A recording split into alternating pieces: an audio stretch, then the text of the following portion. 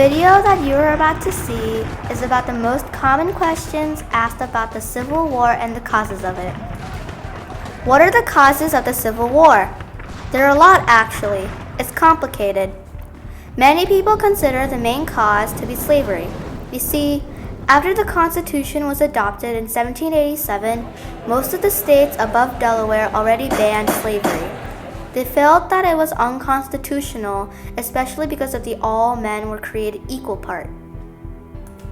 Also, President Lincoln felt that keeping slavery would be a bad model for future states. He was particularly worried about the uncivilized Louisiana Territory. He didn't want the issue to grow bigger. This is exactly what Abe stated when he was orating the House Divided speech. So, in order to stop the disputes, Congress made the Missouri Compromise, which divided the territory in half. This way, the pro- and anti-slavery states could be equal. However, Southern politicians managed to pass the Kansas-Nebraska Act, which repealed the Missouri Compromise and said that any state could be a slave state or a free state if it wanted to. The Supreme Court supported the Kansas-Nebraska Act by the Dred Scott decision. Specifically, there was a slave whose owner traveled to free states. The court ruled that Scott was still a slave in free states. It also stated that African Americans could never be citizens, and even if people moved to a free state, their slaves would not be free. The cause of slavery is the cause that most historians accept, but some southern states in America don't accept slavery as a cause. Books to be used in schools in Texas downplay racial segregation in America's past. The new book suggests slavery was not the main cause of the U.S. Civil War, but rather that it was the southern This is states because they fighting might for sound their like they're rights. dishonoring their ancestors.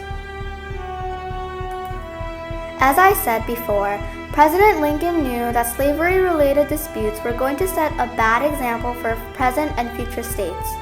If the states couldn't agree with something, they could just leave without permission, no matter what federal law said. Clearly, another cause of the Civil War seemed to be brewing.